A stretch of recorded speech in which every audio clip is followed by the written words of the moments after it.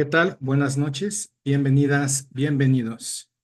Yo soy Carlos Martínez, director del Clúster Cultural en Grama. Estamos por comenzar la conferencia titulada Michel Foucault, Vigilar y Castigar. Les comento que ya estamos en vivo en el canal de YouTube. Bienvenidas y bienvenidos para quien nos sintoniza por ese medio.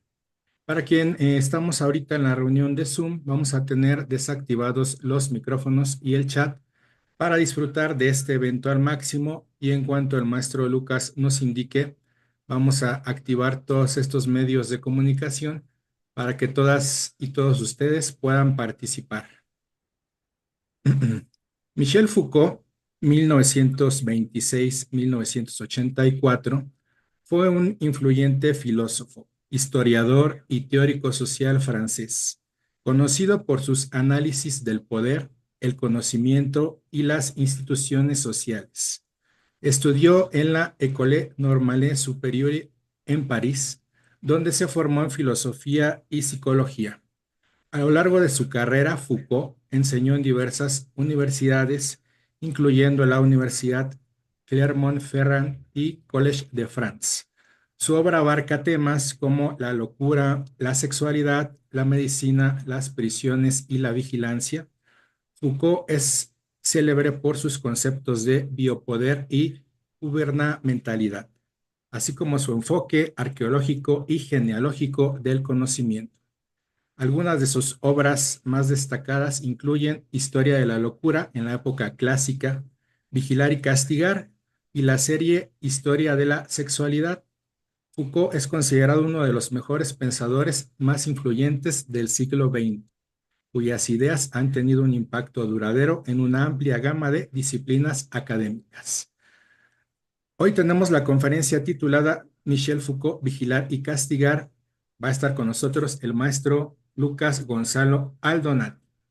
Él es profesor de filosofía por CESBA y licenciado en filosofía por la Universidad Nacional de San Martín en Buenos Aires, Argentina.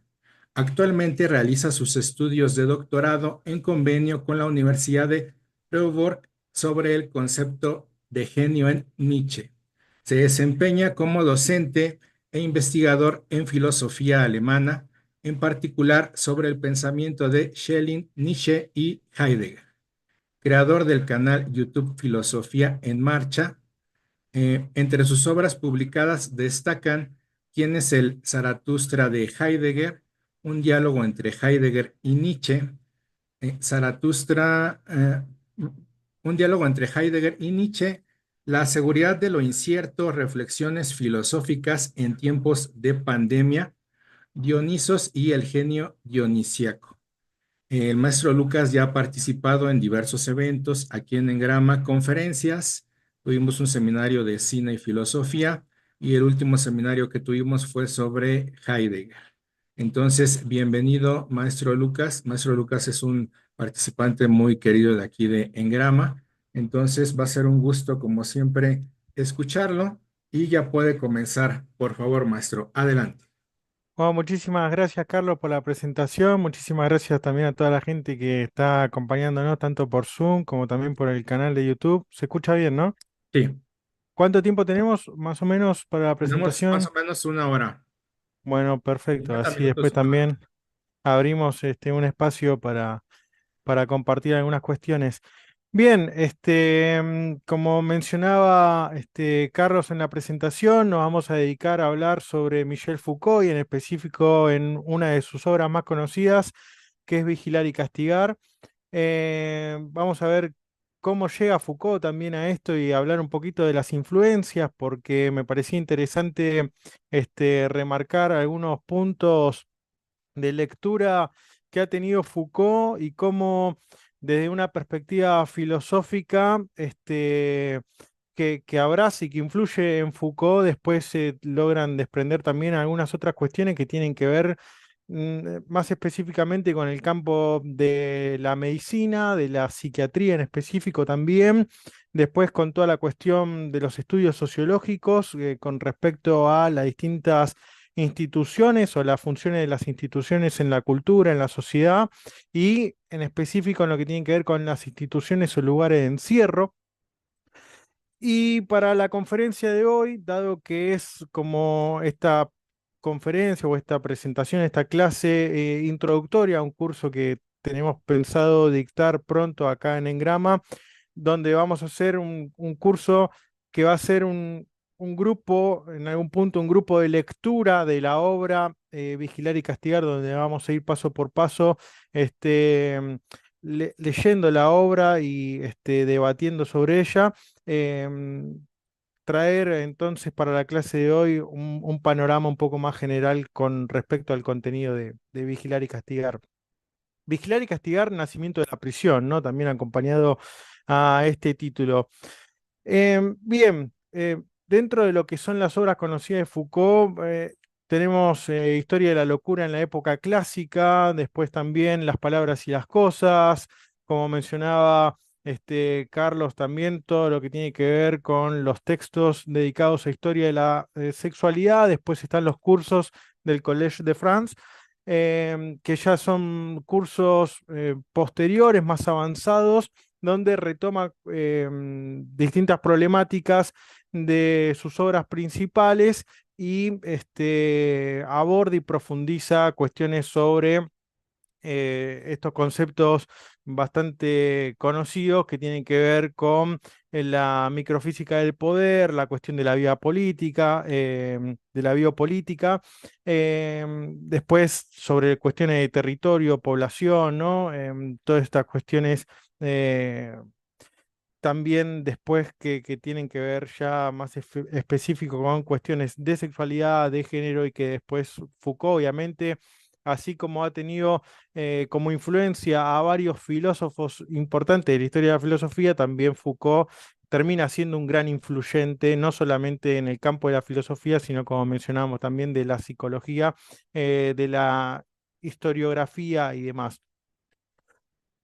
Para abordar la cuestión de vigilar y castigar, y antes de adentrarme un poco en algunos detalles de la obra, me pareció interesante retomar uno de los grandes influyentes en la obra de Foucault, que no es ni más ni menos que Nietzsche, y como decía también Carlos en la presentación, en aquellos autores que más me dedico, entre ellos está Nietzsche, y en específico quería compartirles una parte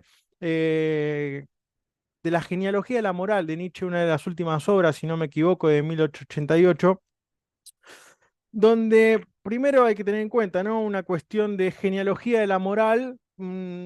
Este concepto de genealogía implica en Nietzsche buscar una génesis, un origen, justamente de dónde se van a dar dentro de la cultura y sobre todo en el estudio de Nietzsche de la cultura occidental, determinados puntos de inflexión en los cuales se van a insertar modos de valorar en una sociedad. O sea, en este recorrido genealógico, lo que va a hacer Nietzsche, en este recorrido un poco, no decirlo histórico estrictamente, pero sí va buscando con este método, con esta metodología implementada por Nietzsche, por este método genealógico, también criticado entre los estudiosos de Nietzsche, pero bueno, no viene al caso, buscar distintos momentos de la historia en los cuales se insertan eh, cambios, fisuras, tensiones en los modos de valorar, ¿no? Y por tanto en esos modos de valorar, de insertar valores o de modificar la tabla de valores, de decir lo que está bien, lo que está mal, lo que es lo justo, lo injusto, lo que es lo bueno y lo malo, y por tanto a partir de esa instauración de valores, de esa tabla de valores que van a regir en una cultura, en una sociedad determinada, se termina generando, por tanto, una clasificación de los sujetos, de los hombres que participan de de esas reglas, de esas normas establecidas, ¿no? Entonces va a decir, bueno, esa persona es buena o mala en tanto cumple o no cumple, en tanto está acorde a esas reglas de conducta, ¿no? Em, y hay una cuestión interesante también, por supuesto, a partir de estos distintos momentos, porque en el recorrido general que va a hacer Nietzsche va a decir, bueno, un modo de valorar se corresponde a la época griega clásica, donde la figura del héroe es aquel que en algún punto irrumpe con determinadas normas establecidas, este, y con esa cuestión individual de orgullo y demás, se vanagloria esa figura y cobra renombre. Otra cuestión va a ser en la época de la Edad Media, sobre todo con la aparición del cristianismo, justamente aquello que critica fuertemente Nietzsche, con la actitud de lo que va a ser un buen siervo, un buen servidor, una buena oveja que va a obedecer justamente aquellas normas institucionales de la iglesia y que por tanto este buen cristiano va a ser aquel que responda mejor y que obedezca mejor a la norma de esta figura ley Dios Padre, ¿no? Y después, bueno, en el avance de la historia se seculariza en algún punto esta cuestión del cristianismo, pero sigue actuando, sigue rigiendo esa importancia de la implementación o esta inserción del modo de valorar que ha tenido el cristianismo, sobre todo en la cultura occidental o en el mundo occidental, de una manera secularizada va a seguir actuando en la época moderna y va a influenciar en la configuración de las conductas de los sujetos y también tenemos que hablar tanto de sujetos como de individuos, ¿no? Cómo se va a ir configurando esta subjetividad y cómo en la configuración de los espacios, esto es también un término interesante en Foucault, eh, cómo en la configuración de los espacios se va a ir amoldando, se va a ir normalizando, se va a ir generando un molde, un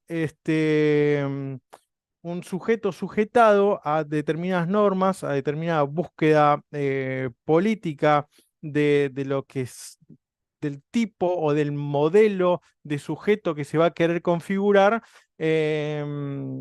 a partir de distintos modos de ubicar a esos individuos, de ubicar esos sujetos en un espacio determinado para que respondan a los valores y a las intenciones buscadas. Estas cuestiones aparecen de manera incipiente en la genealogía de la moral de Nietzsche y de alguna manera van a ir apareciendo desarrolladas, incluso con una cuestión historiográfica, eh, esta cuestión que tiene Foucault también de poder acceder a determinados fichajes y documentos históricos que van de alguna manera validando, respondiendo a sus diferentes investigaciones, tanto sea en el plano de la medicina como en el plano jurídico, punitivo, también con respecto a la cuestión del estudio de la sexualidad y demás, ¿no?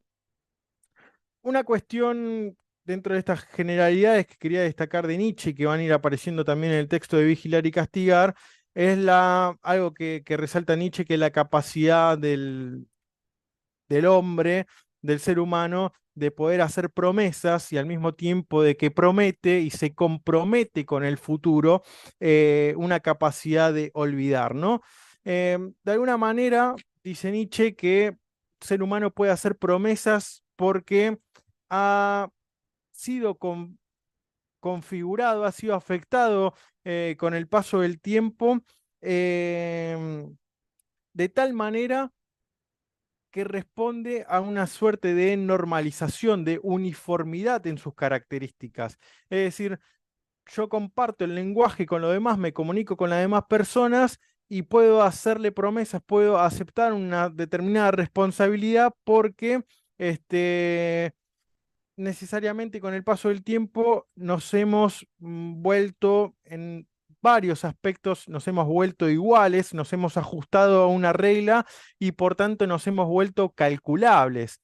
Y en esta cuestión también de hacer promesas, actúa muy fuertemente la cuestión de la memoria y la cuestión de la responsabilidad. Y esto es es un activo contraproducente frente a algo que Nietzsche menciona, que es la capacidad de olvido. Hay un texto también conocido de Nietzsche que tiene que ver con las intempestivas, las consideraciones intempestivas, donde habla justamente de los distintos tipos de historicidad y de memoria, y un exceso de memoria obviamente afecta a la salud porque no permite actuar, ¿no? Como el texto también, el cuento este de Borges, de Funes el Memorioso, ¿no? Que recuerda tanto que se termina volviendo incapacitado para poder hablar, ¿no? O hacer algo. ¿Qué es lo que termina sucediendo? Dice, bueno, la capacidad de olvido nos permite determinada vitalidad, nos permite determinado movimiento, determinada agilidad, pero en la medida en que nos vamos volviendo sujetos que estamos en una comunidad y que compartimos con otros y que tenemos determinada costumbre y eticidad, nos terminamos generando ciertas responsabilidades en esos vínculos que que vamos generando, y eso nos va insertando en una forma de vida que tiene que ver con volvernos deudores y acreedores en las distintas relaciones que vamos generando. Y esto es interesante en la medida en que en esa responsabilidad frente a las promesas y en esa responsabilidad, en tanto nos vamos volviendo deudores, dice, se va sometiendo no solamente eh, en una cuestión que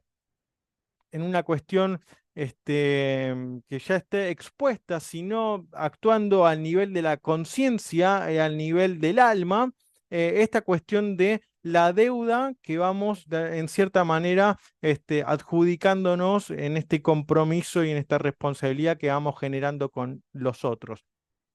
Y esto, dice, actúa en los determinados individuos, sobre todo de la cultura occidental, en la medida en que, dice, ya en el cristianismo, cuando la palabra culpa, en alemán Schuld, implica tanto culpa como deuda, y en esto el protestantismo es como muy fuerte porque cuando están rezando dicen, bueno, por mi culpa, por mi culpa, por mi culpa, es esta cuestión también de hay una deuda frente a Dios, hay una deuda, que esta cuestión también del pecado original, que es una deuda siempre impagable, ¿no? Que termina siendo que nunca se puede terminar de compensar.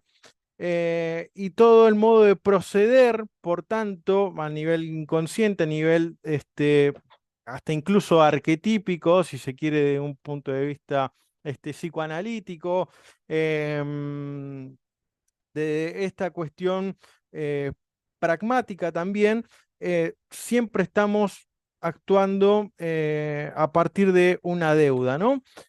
Y en el análisis que va llevando Foucault, Nietzsche va diciendo, bueno, al final nos movemos desde el momento en que nos relacionamos con otros en estos modos de relación contractual, donde siempre hay un deudor y siempre está el acreedor. ¿Qué es lo que termina sucediendo antes de llegar a este nivel de conciencia de la Edad Media que va a afectar sobre todo al análisis de la época moderna en la cual se va a detener Foucault en Vigilar y Castigar? Tiene que ver con esta cuestión de, entiende Nietzsche que en las comunidades o en las civilizaciones más antiguas, cualquier deudor podía infundir confianza con su promesa en la medida en que siempre podía empeñar algo que poseía. Es decir, no solamente se promete, en la medida en que uno toma una deuda, promete que va a pagar con esa deuda, no sé, por ejemplo, con un intercambio de dinero, sino que si no pagaba, podía terminar pagando con algo que poseía, y eso que poseía podía ser su propio cuerpo.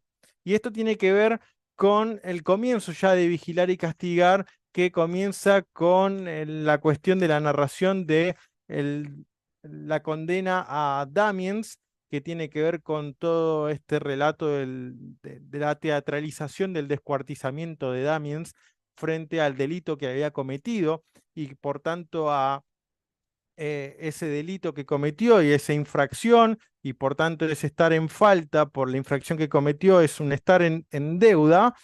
em, Comienza acá, ya tiene también su tinte en lo que está narrando Nietzsche con estas cuestiones antiguas de, bueno, si uno tiene una deuda y no ha pagado con el dinero que podía pagar, siempre puede terminar pagando, incluso con su propio cuerpo, y hace una descripción de determinada X cantidad de valor que se debe a X partes del cuerpo que pueden responder a ese valor de lo que se adeuda, ¿no?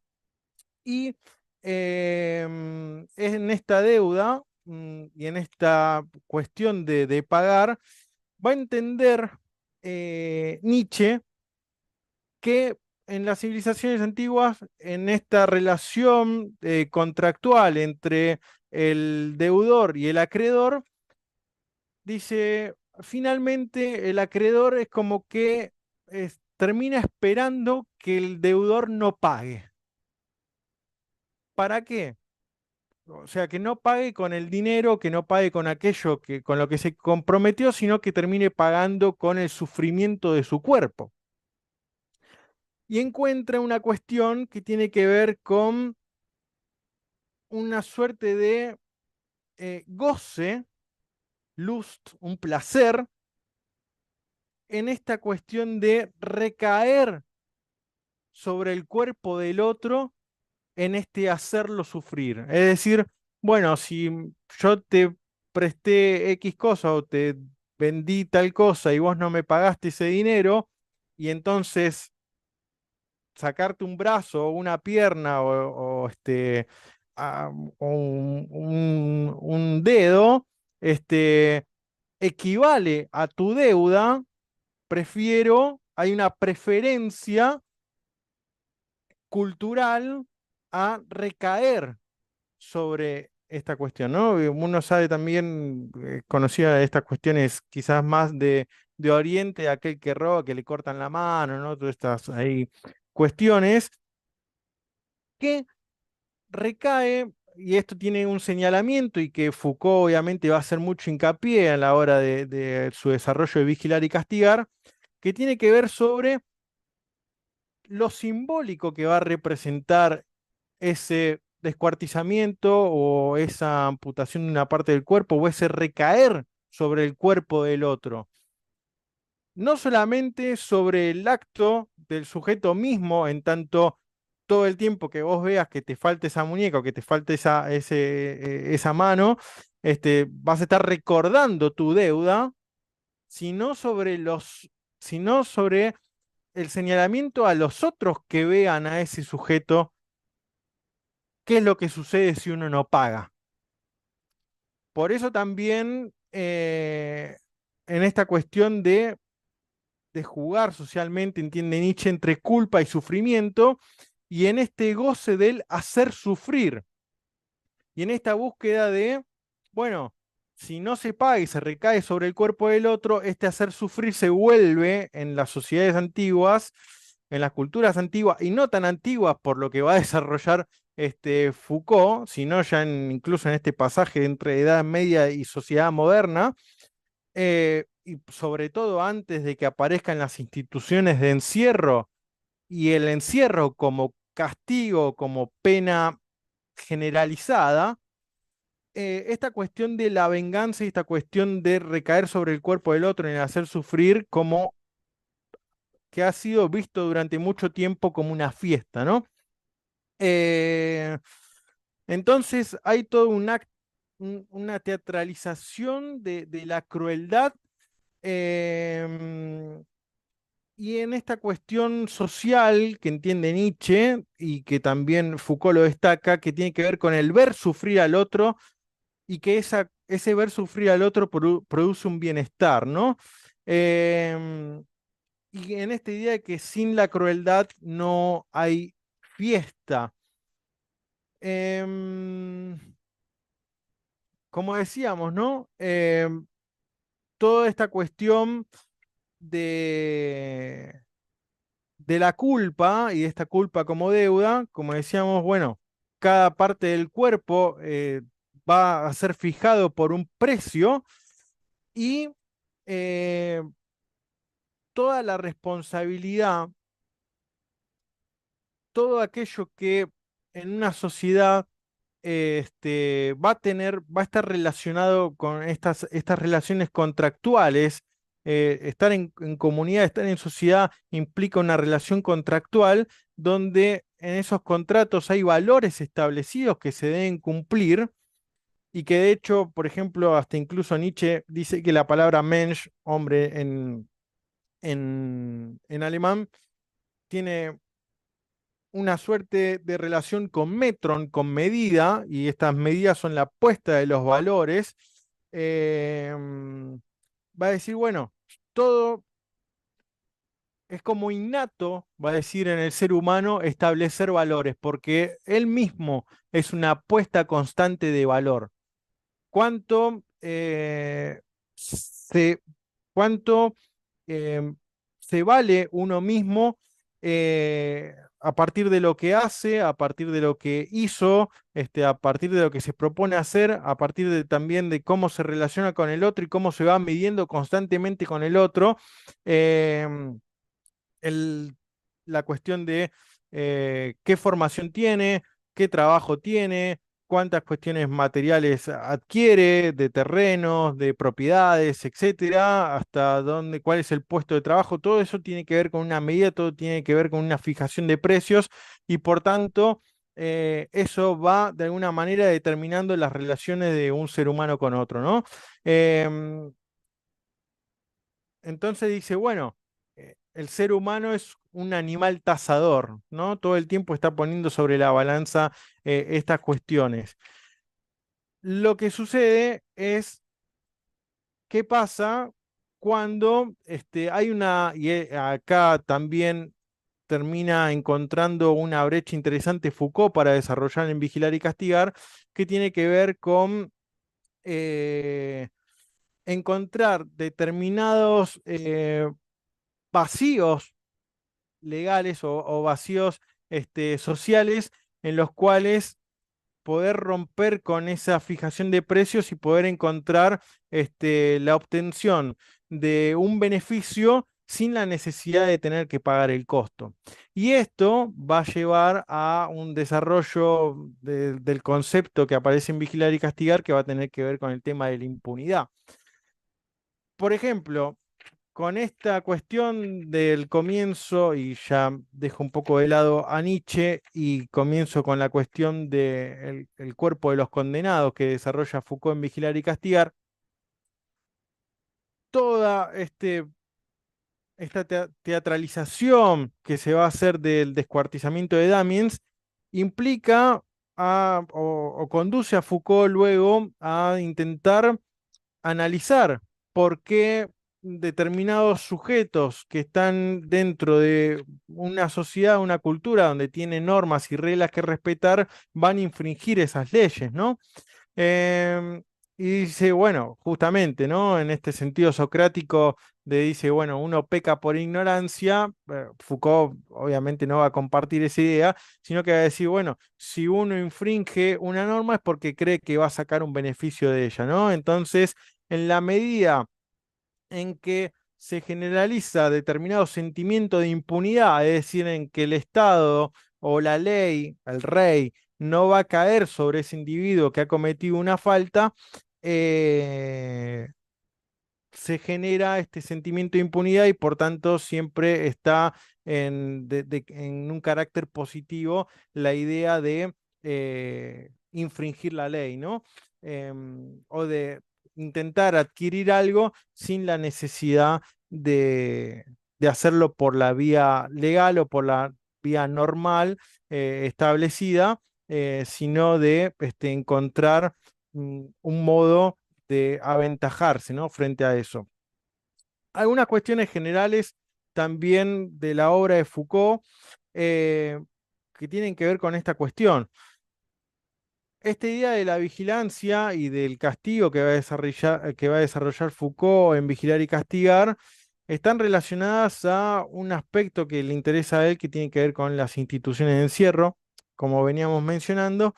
Y así, por ejemplo, como un filósofo como Heidegger, que dice o se preocupa por la cuestión del ser en general y relaciona esa comprensión del ser en relación al tiempo, Foucault va a estudiar filosóficamente o a abordar filosóficamente el problema del ser, pero no ya en relación al tiempo, sino en relación al espacio.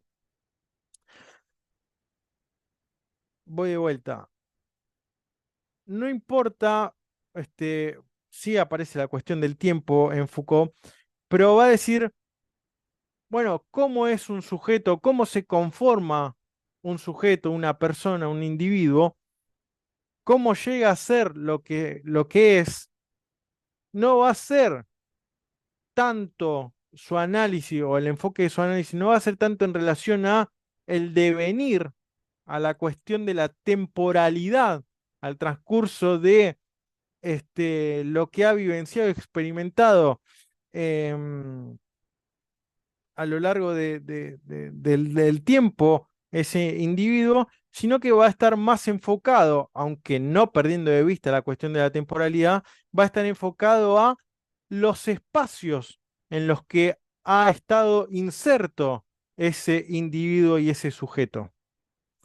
Va a decir, bueno, en este lapso de tiempo, que es la vida de cada uno de nosotros, dice, bueno, con quién convive, las condiciones del espacio, de la casa, de la familia en la cual está inserto ese sujeto, ese niño, la escuela que lo va a comenzar a formar, todo ese proceso de formación escolar, toda la importancia de la formación universitaria, si es que llega, el lugar de la fábrica o el taller como lugar también de encierro, como espacio de encierro.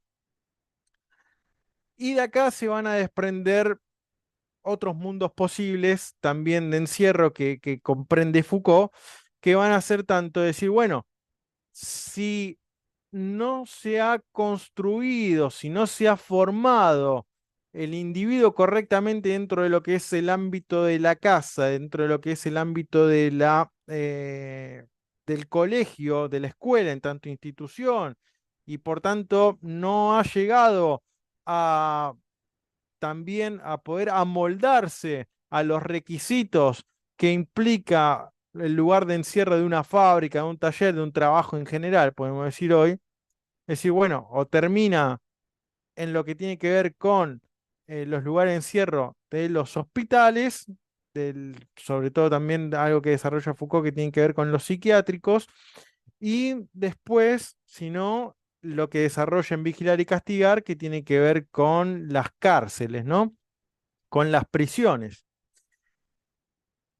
Em, todos estos lugares, todas estas instituciones, todos estos lugares de encierro van actuando sobre el modo de ser del individuo. Y va entendiendo Foucault en su análisis, y esto lo encontramos tanto en Historia de la Locura con respecto a los estudios sobre los enfermos de los leprosos, de los denominados de locos, de distintos tipos de tratamiento de enfermedades, etcétera, como así también con respecto a las cuestiones de los tratamientos y los abordajes sobre las cuestiones de la sexualidad. Después también con respecto a las cuestiones de biopolítica y demás. em, Cómo van actuando estas instituciones en la configuración del modo de ser de cada sujeto, de cada individuo, en dos planos, en el nivel corporal y en el nivel de la conciencia. Y Foucault va entendiendo y esto me parece que lo comparte en los distintos ámbitos en los cuales va estudiando y va siguiendo este avance metodológico de cómo el poder actúa sobre los individuos, cómo el poder actúa sobre los sujetos, que cada vez ese ejercicio de poder y esa búsqueda de transformación de los individuos va cada vez invisibilizándose más. El texto, por ejemplo, de Vigilar y Castigar, va a comenzar con el descuartizamiento de Damiens, toda una teatralización de cómo se lleva a este sujeto que ha cometido un asesinato, que se lo pasea con la carreta por todo el pueblo y toda la gente abuchándolo, tirándole cosas. Se representa la escena incluso de dónde fue el lugar que mató y se lo termina atándolo a los distintos caballos con la soga y lo hacen el desmembramiento del cuerpo, ¿no? Luego de que se genera todo un revuelo en la plaza, en el lugar, ¿no? En el patíbulo a donde lo llevan. Este, mm, entonces, acá toda esta cuestión, esta teatralización, lo que hace hincapié Foucault es en todos los signos corporales que recaen sobre este condenado, sobre Damiens, ¿no? En el ejemplo que da. La cuestión es que en la medida en que se va buscando un ejercicio del poder más específico, más certero, porque ¿cuál era la idea con toda esta teatralización? Primero, que se asesinó, asesinarlo de la misma manera.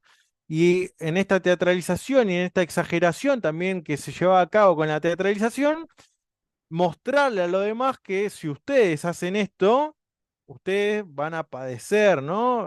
Sobre esto mismo. Entonces, el rey o el señor feudal tenía que caer con todo el poder eh, político posible, o el poder de la iglesia sobre el pecador también, caer sobre todo el poder posible contra este que había cometido una falta y visibilizarlo en esta idea del descuartizamiento o en esta idea del verdugo que va a asesinar a la persona condenada. ¿Qué es lo que termina pasando?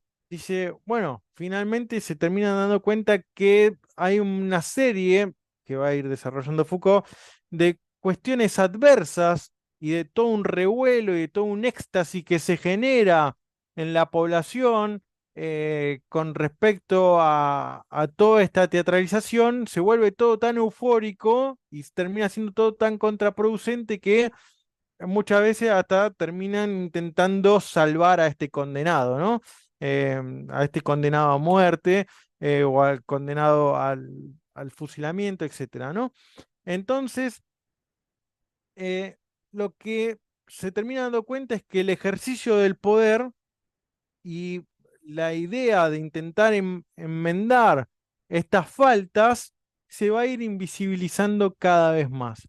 Es decir, se va a ir alejando del nivel corporal para ir pasando a un nivel de conciencia y afectar a la psicología de los sujetos, de los individuos. Hay una cuestión también interesante em, que, por ejemplo, en alemán hay una distinción entre los términos que tienen que ver con Bewusstsein y Gewissen. Tanto Bewusstsein como Gewissen tienen que ver con conciencia, pero Bewusstsein tiene que ver con una cuestión de análisis de conciencia, este, de la psicología del sujeto, cuando vamos en esta cuestión psicoanalítica, por ejemplo, la distinción entre yo, super yo, ello, hablamos de Bewusstsein, pero en la medida en que los sujetos van a decir, bueno, esto está bien o esto está mal, hablamos de una conciencia moral y por tanto se habla de un Gewissen. ¿Qué es lo que pasa? Van a decir, bueno, hay que ir cambiando el modo de condenar a estos sujetos y el modo de llevar a cabo, por tanto,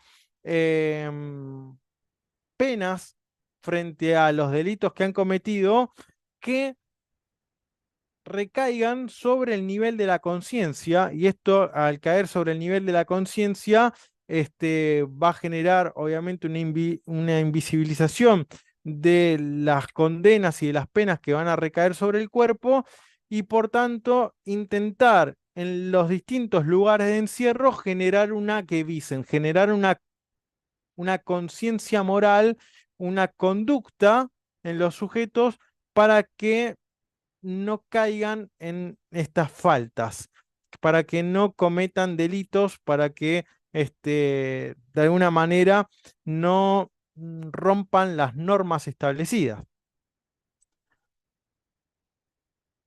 ¿Qué es lo que pasa? Esto que nosotros mencionábamos con respecto a Nietzsche, de que vivir en comunidad o vivir en sociedad implica finalmente manejarse en relaciones contractuales, algo que entiende Foucault es que todas las relaciones entre todos los que se generan entre los distintos individuos son relaciones de poder.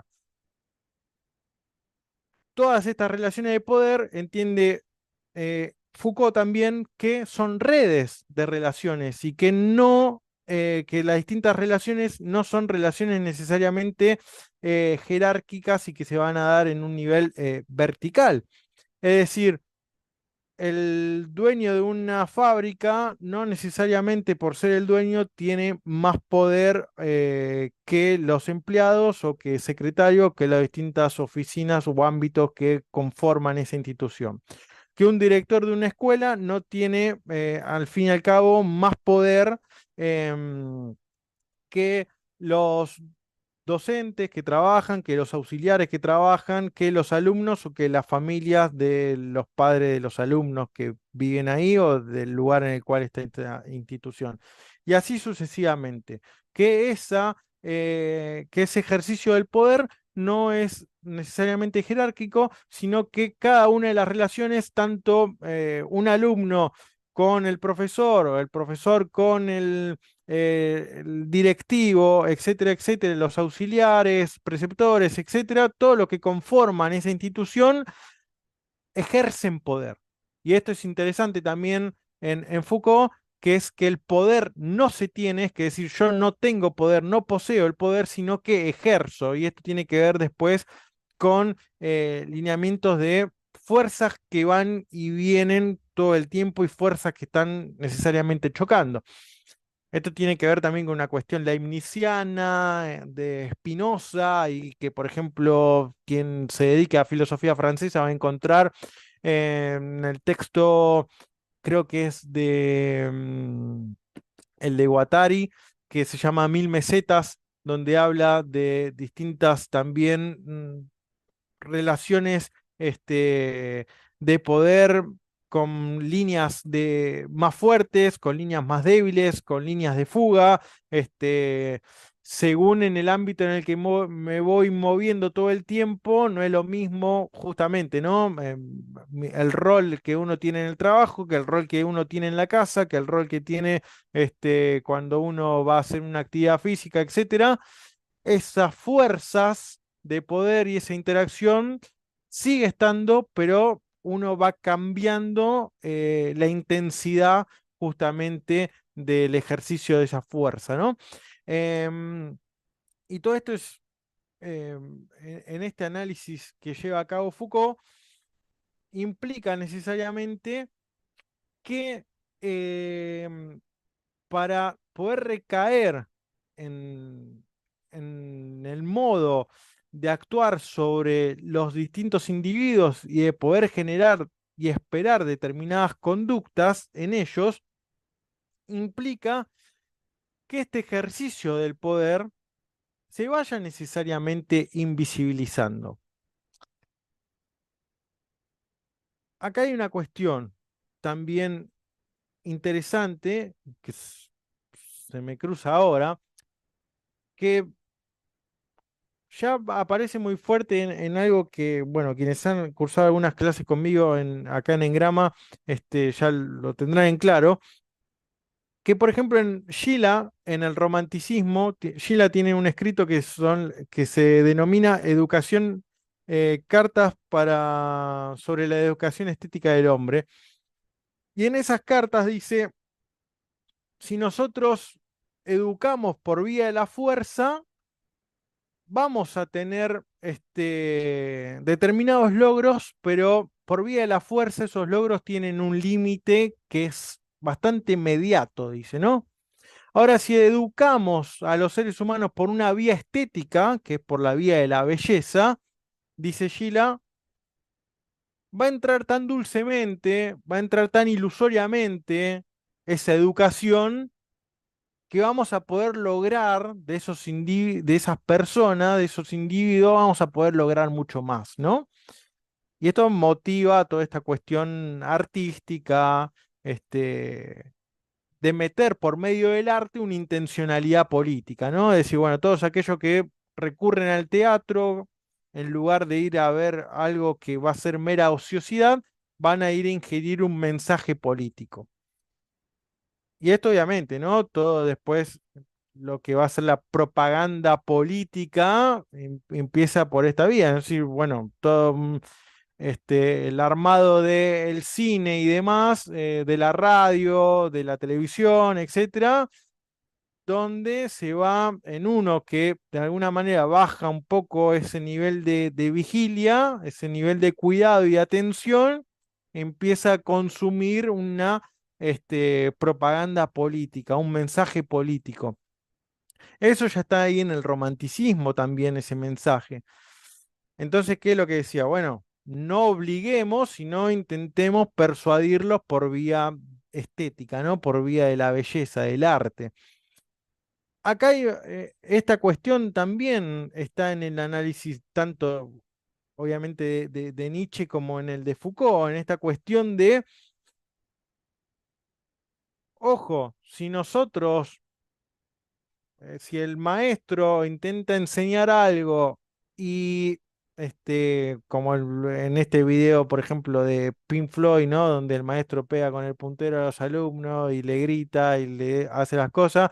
Y justamente en ese mismo video marchan todos con eh, el mismo uniforme, el mismo corte de pelo, estas cuestiones que también después va a estar bueno analizar en Vigilar y Castigar con algunas películas y demás, como la de Full Metal Jacket de Stanley Kubrick y demás, de cómo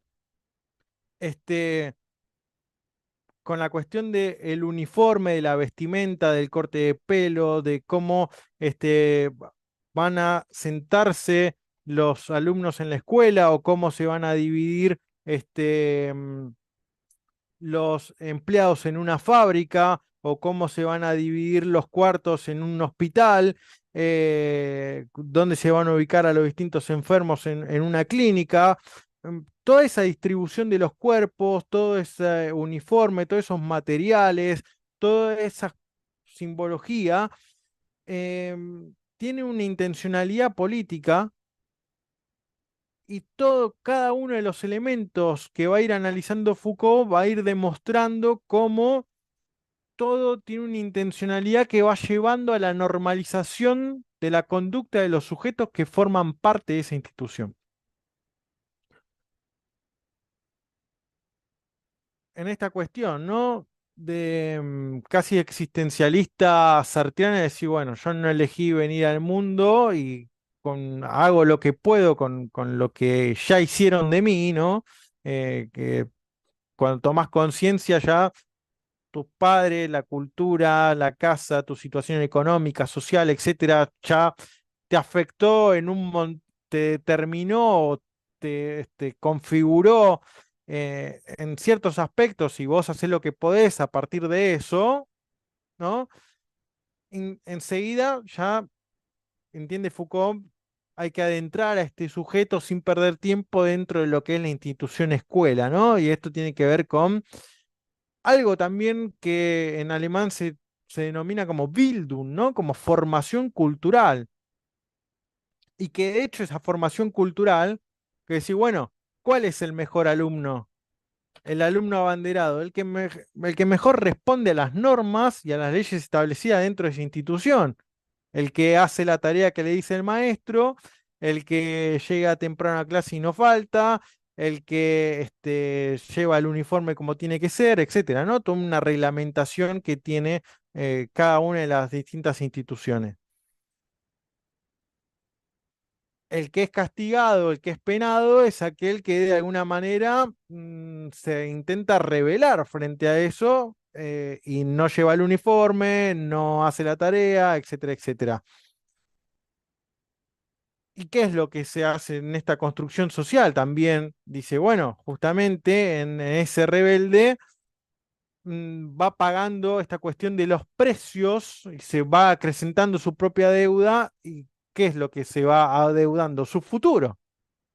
Porque lo que está en juego ahí es decir, bueno, vas a poder conseguir mejor o peor trabajo y por tanto mejor o peor situación económica y toda esta cuestión de la responsabilidad que mencionábamos en Nietzsche, toda esta cuestión de la promesa y de la deuda y de la culpa después también, porque decía, ah, bueno, ¿por qué cuando no era chico no aproveché para hacer tal cosa?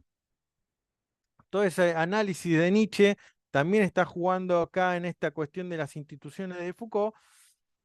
Em, y por tanto va a decir, bueno, finalmente en esta intencionalidad política que se vuelca dentro de las instituciones, se actúa sobre el nivel corporal y sobre el nivel de la conciencia, en la medida en que, bueno, hay que responder a toda una serie de normas corporales, como decíamos, bueno, el corte de pelo, la ropa, sentarse bien en el aula, cumplir, estar en el aula que uno tiene que estar, etcétera, etcétera, para ser un buen alumno. Y ese buen alumno implica, al nivel de la conciencia, haber adquirido esa conciencia moral impuesta. Y Y de hecho es más beneficioso, y en esto tiene que ver con la invisibilización que decíamos del ejercicio del poder, que es terminar confirmando que uno mismo quiere por sí mismo ser de esta forma, ser el alumno abanderado, uno quiere convencerse de que,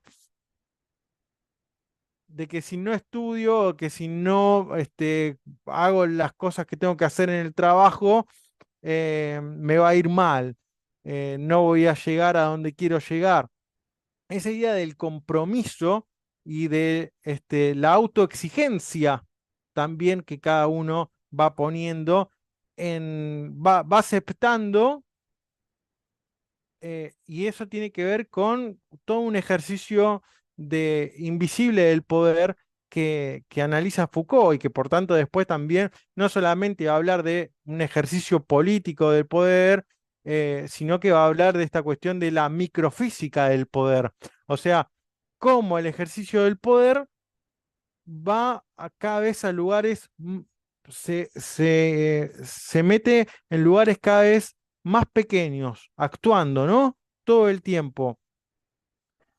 Y en esta, y en esta también aceptación de alguna manera eh, inconsciente o en este ejercicio del poder que actúa sobre la conciencia es algo que después ni más ni menos va a desarrollar, por ejemplo, otro filósofo como el surcoreano Byung-Chul Han, ¿no? Que tiene esos textos de Sociedad de la Transparencia y hay otro texto también conocido de Byung-Chul Han, se me fue el título, pero bueno, en Sociedad de la Transparencia aparece toda esta idea de cómo también nosotros vamos aceptando todo ese ejercicio del poder y toda esta cuestión de las instituciones y de los lugares de encierro que van actuando sobre nuestra conducta y sobre nuestro modo de ser, pero Byung-Chul Han lo lleva al nivel de las redes sociales, cómo actúan las distintas redes sociales y todo el aparato tecnológico también sobre la configuración de nuestra conducta. ¿Qué es lo que va a terminar sucediendo? Porque no sé cómo estamos de hora, me parece que nos quedan unos minutitos nada más. ¿Qué es lo que va a terminar sucediendo? Va a decir, bueno, en esto que entiende Foucault y que es lo que le va a dar la entrada a vigilar y castigar, por ejemplo, va a ser esta idea de decir, bueno, aquellas personas que no se sienten, que no se han formado correctamente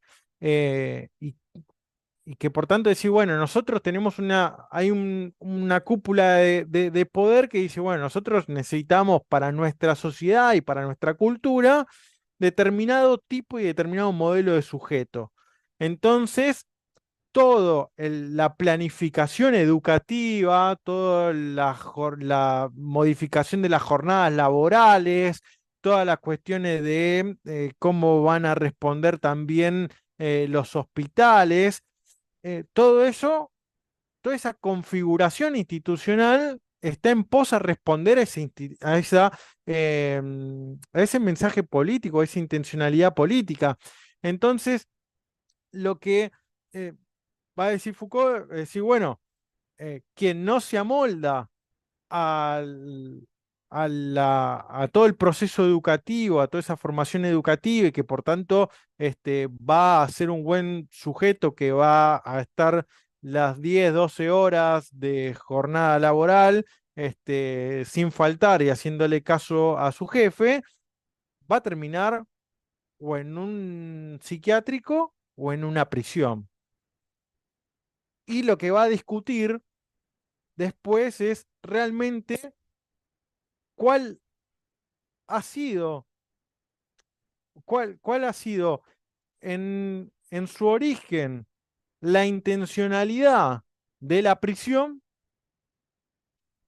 cómo se ha vigilado y cómo se ha intentado castigar a los individuos que han sido introducidos en el ámbito penitenciario, cuál ha sido en el motivo originario y después, bueno, ya inmediatamente a la creación y a la implementación de estos espacios de encierro, ¿cuál ha sido las primeras discusiones, que son las mismas discusiones que nosotros podemos tener en la actualidad sobre qué es lo que pasa con estos sujetos que están mm, dentro de todo este sistema de encierro y cuáles han sido las pretensiones y qué es lo que termina pasando con estas personas, con toda la discusión sobre la reinserción o no de los sujetos, sobre cuál es la distribución de estos cuerpos de los cuerpos de estos sujetos en en el ámbito penitenciario, cuál tiene que ser también la estructura del edificio, la arquitectónica, la arquitectura que tiene que tener, la configuración espacial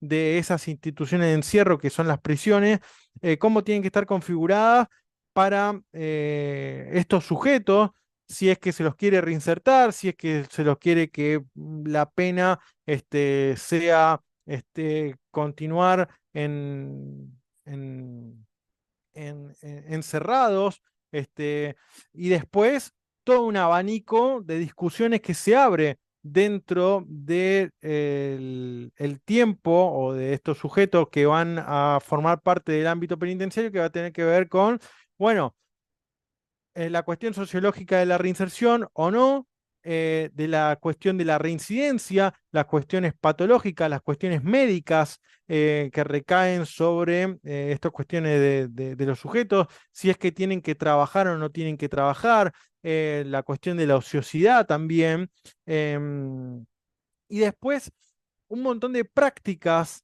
que están implicadas frente al uso de estas instituciones de encierro que tiene que ver después con todo un recuento y una historización también de los sujetos que están dentro de estos ámbitos de encierro. Es decir, la vigilancia no cae solamente sobre la cuestión corporal de, bueno, tengo en determinado pabellón o en determinada cárcel o en una celda tengo a X persona, sino que toda la cuestión de un legajo, toda la cuestión de un seguimiento, em, todo eh, una serie de análisis que van a venir tanto del campo de la medicina como de y sobre todo antes de la medicina, algo que rescata Foucault es que tiene que ver con una cuestión del comercio, que va a recaer sobre el seguimiento y en este sentido también es vigilancia de estos sujetos que caen en la prisión. Porque algo que se da cuenta es que, por ejemplo, antes de la prisión, todo lo que tiene que ver con las instituciones de encierro, como los hospitales, hay que decir, bueno, que se diga cuánto stock hay de determinados medicamentos o cuánto stock hay de determinadas sábanas para las distintas camas en un hospital, es porque, sobre todo en las zonas portuarias, se desaparecía mercancía y todo lo que tiene que ver con el mundo de la piratería.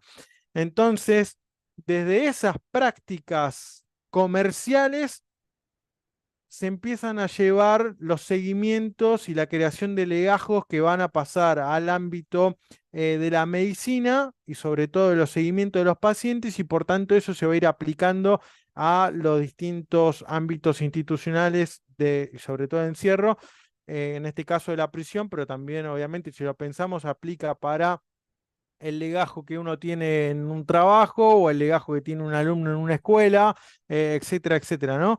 Y de hecho también en esto que analiza Byung-Chul Han, en nuestro muro de Facebook o en nuestro, no sé, en la red social que quiera, como también, y esto es lo que implica la transformación de una autoexigencia y que uno mismo se termina volviendo inconscientemente, si se quiere, o por una falta de educación o de rebeldía, volviéndose más, más siervo a estas cuestiones, es decir, bueno, uno mismo pone en evidencia qué es lo que hace o no hace en las redes sociales y lo plasma ahí y queda en una cuestión de decir, bueno, finalmente, después si uno va a sacar una visa o uno comete un delito o uno comete algún tipo de falta, queda registrado en ese mismo legajo que son las tecnologías, todas estas cuestiones que de algún modo Foucault desarrolla en estas instituciones de encierro, pero que, por ejemplo, Byung-Chul Han traslada a, ya a la cuestión que tiene que ver con el mundo de la tecnología y porque por tanto también en esta exposición y mm, en esta suerte de cada vez más transparencia, donde cada vez lo privado se achica más y se vuelve todo más público. eh, lo ve bastante bien siguiendo esta línea también de las influencias de Foucault, ¿no? Entonces, bueno, me parece que por lo menos de manera introductoria pudimos hacer como una suerte de influencia en Foucault que recae sobre Foucault y también como Foucault, con Mil Mesetas, con Byung-Chul Han, abre también un abanico de, de investigaciones y de propuestas y como les mencionaba ya para cerrar, la idea después del seminario del curso va a ser ya detenernos en los distintos puntos que conforman el libro de Vigilar y Castigar, y ir obviamente ir señalando ya algunos pasajes con otros autores y también con otros textos del propio Foucault, porque algunas cuestiones que van quedando de lado en Vigilar y Castigar o sin ser profundizadas, ya en la medida en que va avanzando con los cursos que él va dictando en el Collège de France y en otras entrevistas también que va dictando Foucault, que es bastante amplio también la obra de Foucault, van a ir apareciendo también estas temáticas y estas preocupaciones y las va a seguir abordando. Así que les agradezco, muchísimas gracias también por la escucha atenta y por estar compartiendo este momento con nosotros. Te cedo la palabra, Gracias. Carlos. Gracias, maestro Lucas. Tenemos unos minutos para alguna pregunta, alguna participación. Ya está activo también el chat por si quieren escribir ahí su pregunta o comentario. O pueden levantar la manita y directamente preguntarle o comentar al maestro Lucas. Tenemos unos minutos, entonces adelante.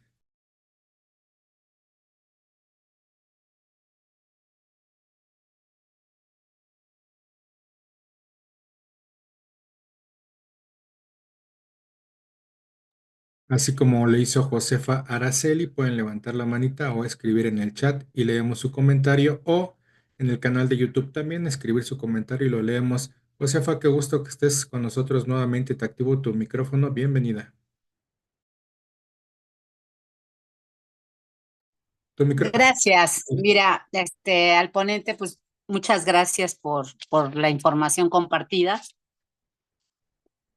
¿En dónde podría encontrar la pregunta es si hay alguna propuesta de Foucault, porque él da un esqueleto de este control que dan las instituciones? Curiosamente, yo soy docente y también soy abogada, entonces a mí me va mucho esta cuestión de la duda de justo Foucault hace una radiografía excelente de cómo controlamos desde la escuela, desde la familia, desde las instituciones, pero no sé, o sea, si ellos dan alguna propuesta también, hablando de Nietzsche, por ejemplo, si podemos encontrar algún texto específicamente que rebase más allá de la crítica, del análisis, porque yo me quedo, por ejemplo, pensando que ellos pagaron muy caro el precio de ser congruentes con la teoría que desarrollaron. Entonces, no sé si hubiese algo. Posteriormente creo que lo desarrolla obviamente el marxismo y Althusser con los aparatos ideológicos del Estado, pero si hay concretamente en Foucault algún texto donde pudiese plantear un rompimiento con esto del control. Gracias. Muchísimas gracias, Josefa, por tu aporte, por tu pregunta.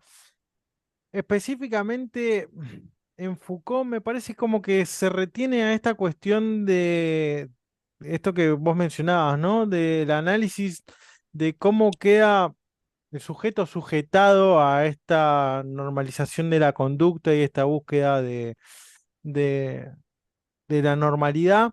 em, y cómo, ya pensando en otros textos como el de biopolítica y textos más avanzados, es como que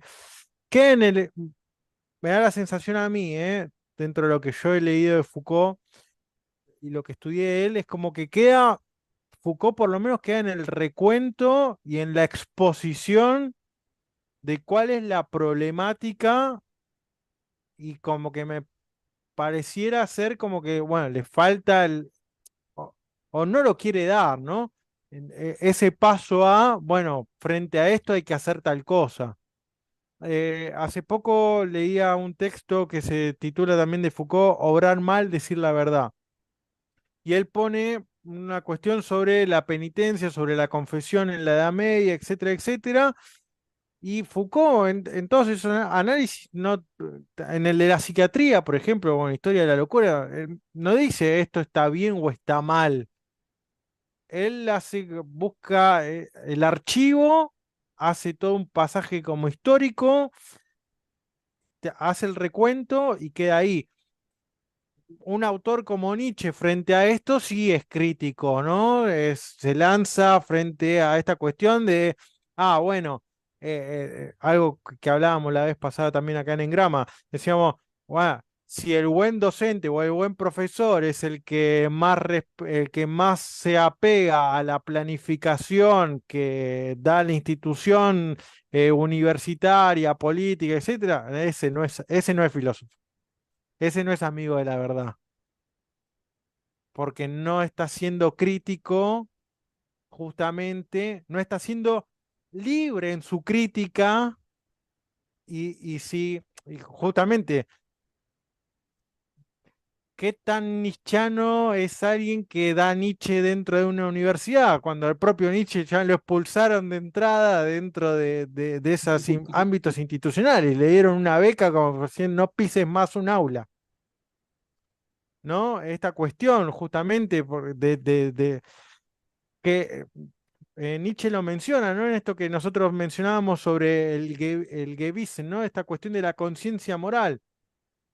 si el buen cristiano, el buen alumno, el buen empleado es aquel que se atiene a esta cuestión de la norma, eh, en esta cuestión de la servidumbre, para Nietzsche esa cuestión tiene que ver con justamente con las ovejas del rebaño, algo que él critica, es decir, si algo no te dejan es que vos levantes la cabeza. Entonces, ¿dónde queda esa aristocracia de espíritu, esta cuestión de espíritu libre, esta cuestión de que después, bueno, va a desarrollar como esta cuestión del Übermensch, ¿no? Del ultrahombre también. Entonces, ahí sí hay una cuestión más, una filosofía más propositiva. Yo en Foucault, por lo menos, de lo que he estudiado, no lo encuentro. Em, pero bueno, no me quiero extender más por si hay otras preguntas. Pero Gracias. en Nietzsche, sin lugar a duda, hay como...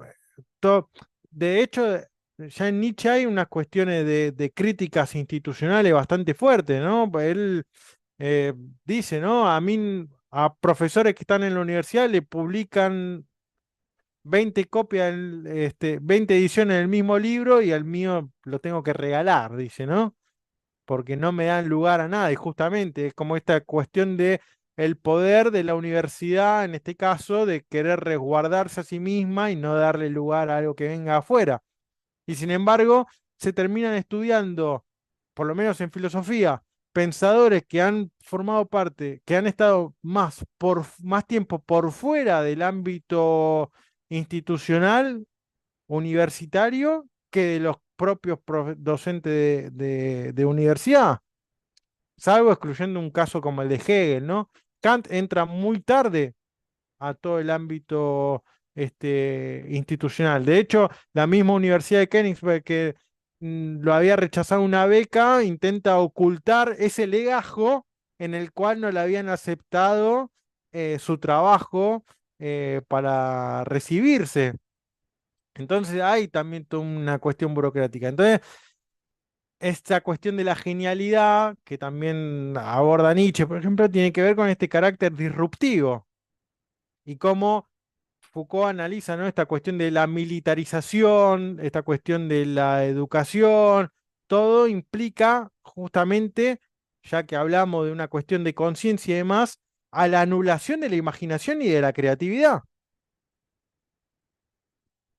Vos en McDonald's no tenés que ser creativo, ya te dijeron cómo va cada parte de la hamburguesa, ¿no? Entonces, eh, el mejor empleado o el empleado del mes es el que más rápido arma la hamburguesa que ya te dijeron cómo se hace. Y en esa cuestión también el marxismo lo ve muy claro, ¿no? Esta cuestión de la enajenación, es el que más alineado está al sistema y que más sigue eh, esta cuestión de, de la, del coso del trabajo, ¿no? Ese alineamiento, ¿no? El de tiempos modernos es Charles Chaplin que sale del trabajo dándole a la tuerca, ¿no? Bueno, ese es el mejor empleado. Tenemos tiempo para alguna pregunta o comentario y en lo que se animan a participar, vamos a proyectar la información del seminario para que la puedan ver, la fecha en la que iniciamos. Un momento. El seminario va a estar iniciando en septiembre, los días jueves, en la noche a las 19 horas, de 19 a 20:30, de 20 a 21:30 Colombia y 22 a 23:30 Argentina. Van a ser 8 encuentros, ¿verdad, maestro Lucas? Entonces, les puede comentar, no sé si quiera comentar algo más que falte sobre los encuentros, ahí ya lo estoy poniendo otra vez. Van a ser, está dividido por capítulos, son 8 clases. ¿Algo más que quiera comentar, maestro Lucas? No, como mencionábamos, vamos a tratar de hacer una lectura detenida, vamos a abordar con la edición de siglo XXI editorial. Está digitalizado para quien no lo tenga en físico y vamos a ir siguiendo la lectura de algunos pasajes